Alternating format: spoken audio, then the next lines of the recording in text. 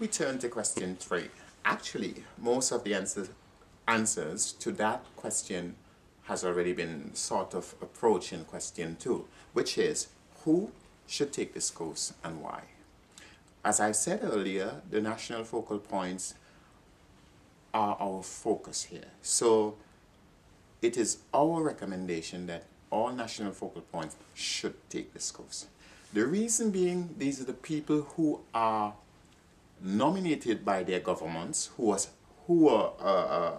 authorized by their governments to interact with the UNCCD process. And you can only interact with a process positively and correctly if you have the relevant information. So we do believe that first and foremost, the national focal points should take this course. And in taking this course, of course, they will be able to have a much clearer understanding as to not just how the process functions, but their role within the process and how best they can perform that role. This is the crucial issue here. So first and foremost, it is the national focal points. Secondly, of course, the CSOs. There are more than 100 CSOs who are officially accredited to the UNCCD, and these organizations and their representatives play an important role in the implementation of the convention, in particular at the ground level. It is therefore essential that these people who are so directly involved in the implementation process have a greater knowledge of the UNCCD and have a greater understanding how the process functions, but also have a better understanding as to how best they can perform their own roles in the implementation of the convention. So those are the second sets of people that we are looking at, who we hope will participate in the course. Thirdly, individual people who have an interest in sustainable development, and in particular sustainable land management as a fundamental element of the overall process of sustainable development. These could be students, these could be scientists, these could be people just involved in overall social development. But this is a course open to anyone who's interested in the question of sustainable development, and in particular the question of sustainable land management and drought as regards a key and fundamental element of the overall sustainable development program. There's also what are called the STCs. The STCs are the scientific and technological correspondents of countries. Now, these are people who are slightly different from the focal point in the sense that their main role is to work within the process as regards the issues of science and technology. They are also encouraged to take this course because they are involved in the UNCCD process, even purely from a standpoint of science and technology. They need to understand the process clearly and how this works. But outside of that, the UNCCD process is not just merely a scientific process, it's also a political process, because decisions are made as regards budget, decisions are made as regards implementation, decisions are made as regards a whole series of other things which are not necessarily directly related to science and technology, but which have a tremendous impact on the issues of science and technology. For example, how it is financed, how it is organized. These are political decisions which are made. Therefore, it is important that the STCs, the scientific and technological correspondents, get involved in this course and be part and parcel of it as well. Finally, of course, we open this course to the world at large. We want as many people as possible to participate, because desertification, land degradation and drought are global issues, and these are issues which have great impact on even things like migration. And therefore it is important that if this is a global convention and if these are global issues, then the globe should be involved.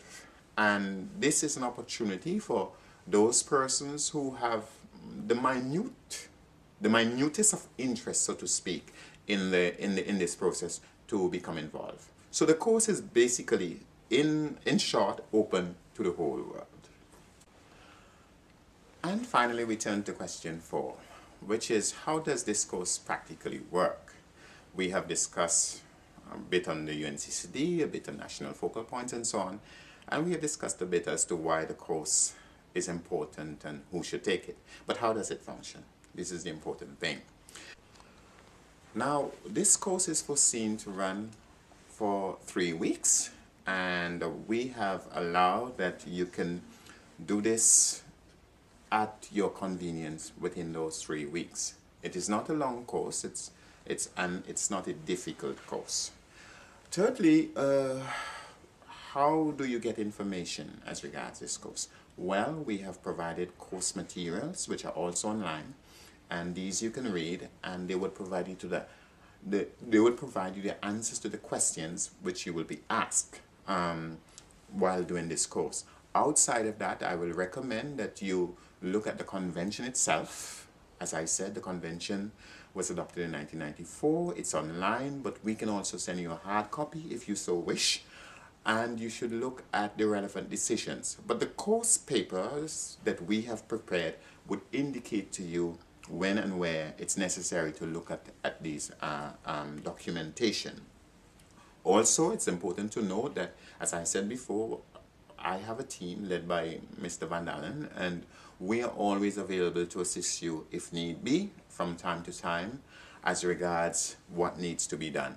So you do have a part. It's not just you relating to a machine, but there are people behind this who are willing to assist you and make sure that you have the relevant sort of information, or at least point you to where it can be found as regards the course.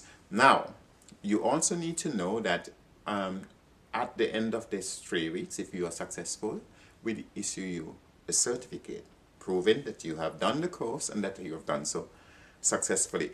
Let me take this opportunity to wish each and every one of you who shall participate great success. As I said, the course is not a difficult one. Now, at the end of the course as well, it is our intention to award those who have done exceptionally well. For us, exceptionally well is beyond 80% as regards your results. And we will encourage everyone to appreciate the fact that if you started something and you realize you haven't done it well, the course allows you to go back and review your work and check it and change the answers before you submit your final paper to us. Finally, it is important to understand that at the end of the course, we are going to ask you to write a course paper.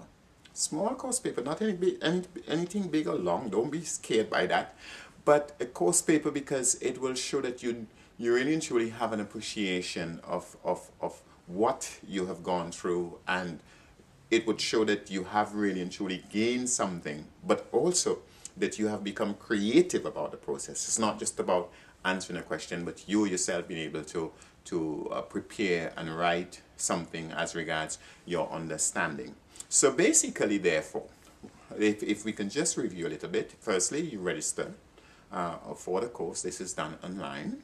Secondly, once you have registered, you would have to check the course papers and do the necessary reading and so on. Thirdly, there's a question and answer session where you have to make all of these answers, as regards concrete questions. And fourthly, you then have to write a course paper. At the end of all of that, once you're successful, you'll be issued a certificate. And if you're extremely successful, we will then reward you specially. Finally, again, I want to welcome you. It is my honor and my pleasure to have you participating in the course. I want you to be assured that this is not a course to intimidate you, but rather to help you. So we are here to assist you wherever we can. This is just the introductory lecture. For each section of the course, there will be special lectures addressing the specific areas of that part of the course. Thank you very much, and I wish you every success.